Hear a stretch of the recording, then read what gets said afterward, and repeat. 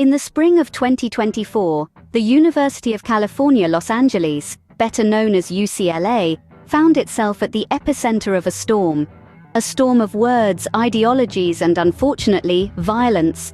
A storm that would forever change the picture of campus protests in California.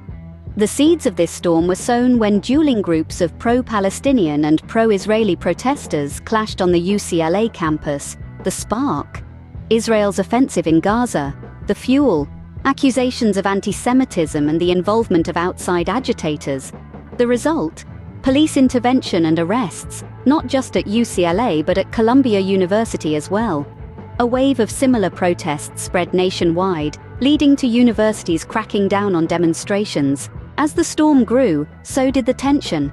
Some universities found compromise with the protesters, while others faced police intervention to clear encampments.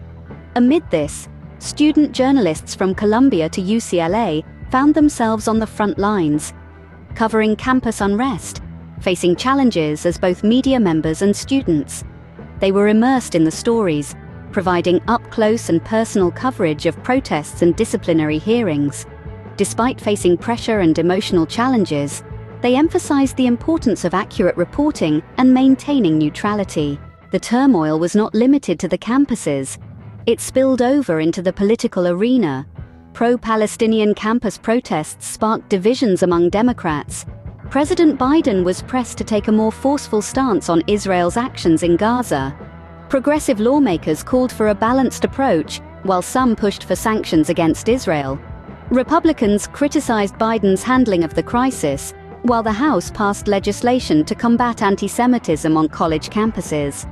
The fallout of these protests could have major implications for Biden's re-election prospects, potentially impacting young progressive voters and Muslim Americans. To summarize, the UCLA violence in the spring of 2024 marked a turning point. It was a clash of ideologies that led to police intervention and arrests. Student journalists found themselves in the eye of the storm, covering the unrest while navigating their own challenges. The fallout reached the political sphere, sparking divisions among Democrats and potentially impacting the future of the Biden administration. This storm changed the picture of campus protests in California, and its ripple effects continue to be felt nationwide.